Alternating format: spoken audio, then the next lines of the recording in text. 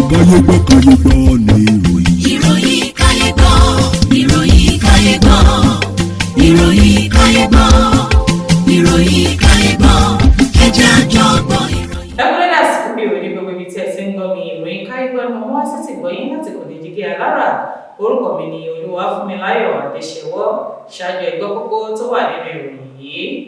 Olùgbé ìgbìmọ̀ ìdìbò fún ìpínlẹ̀ Ògùn pàdánù ẹ̀mí rẹ̀ ní ìlú Àbújá.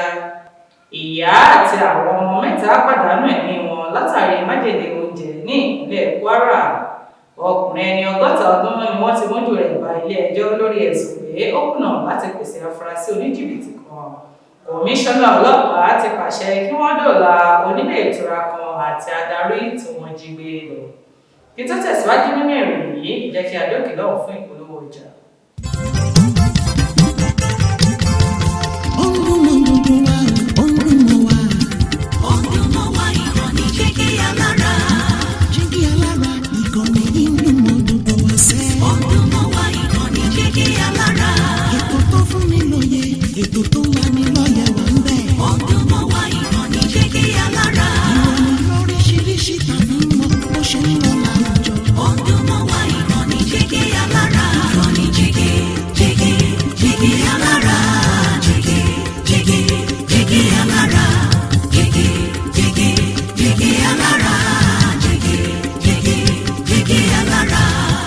Ìkànnì Jígí Alára 16 bàbá gbogbo.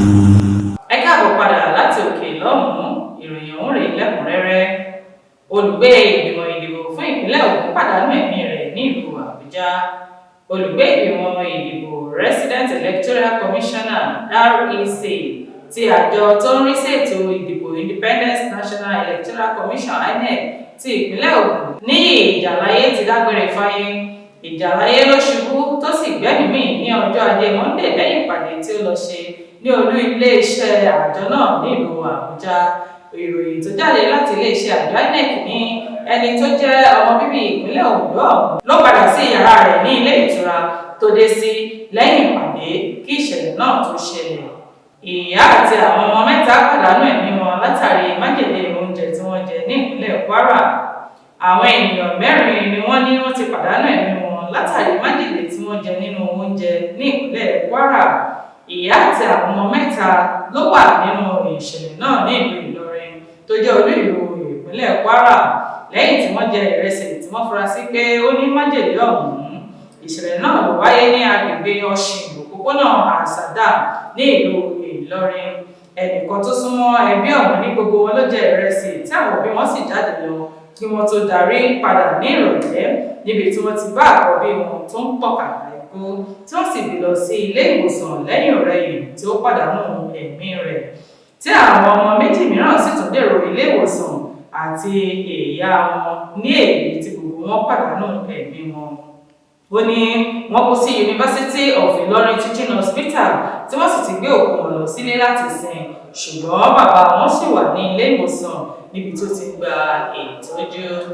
Ọkùnrin ẹni 60 ọdún ni wọ́n ti mójú rẹ̀ bá ilé ẹjọ́ lórí ẹ̀sùn pé ó kùnà láti pèsè afurasí oníjìbìtì kan.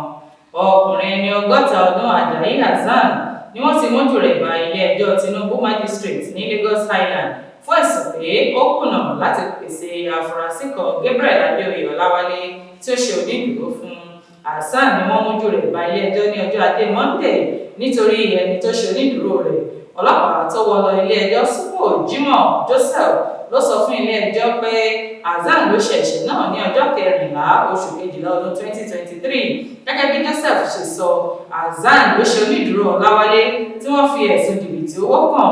Hasan ló wọnú àdéhùn 3.5 million naira tí ó sì dúró pé òun yóò mú Ọláwálé wá fún àwọn ọlọ́pàá àti ní gbogbo ìgbà tí ilé ẹjọ́ bá nílò rẹ̀ tí wọ́n sì yọ̀ǹda rẹ̀ fún un ní èyí tí kò mú àdéhùn ọ̀hún ṣe. Tí ó sì ní ẹ̀ṣẹ̀ tó ṣẹ̀ ló ní ìjìyà lábẹ́ òfin. Hasan wá ní òun kò jẹ̀bi ẹ̀sùn tí wọ́n fi kàn án. Onídàájọ́ Ẹniọlá Ògúnkànmí wá gba onídùúró rẹ̀ pẹ̀lú ẹgbẹ̀rún 500 náírà àti onídùúró 2. Ó wá sún ìgbẹ́jọ́ rẹ̀ sí ọjọ́ 22 oṣù kọkànlá ọdún 2024. Kọmíṣánná ọlọ́pàá ti pàṣẹ kí wọ́n dóòlà onílé ìtura kan àti adarí tí wọ́n jí gbé lọ.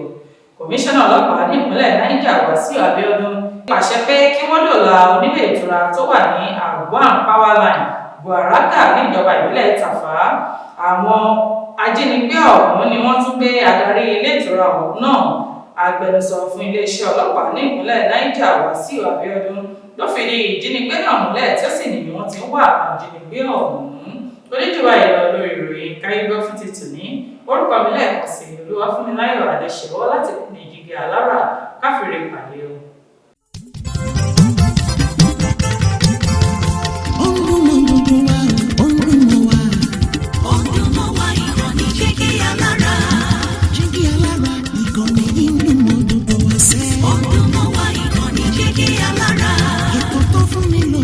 Ètò tó wà ní lọ́yẹ̀ wà ń bẹ̀. Ọdún mọ́ wá ìkànnì Jígí Alára. Ìròyìn lóríṣiríṣi tàbí mọ bó ṣe ń lọ láwùjọ. Ọdún mọ́ wá ìkànnì Jígí Alára. Ìkànnì Jígí Alára. Jígí Alára. Jígí Alára. Jígí Alára. Ìkànnì Jígí Alára 16 bàbá gbogbo.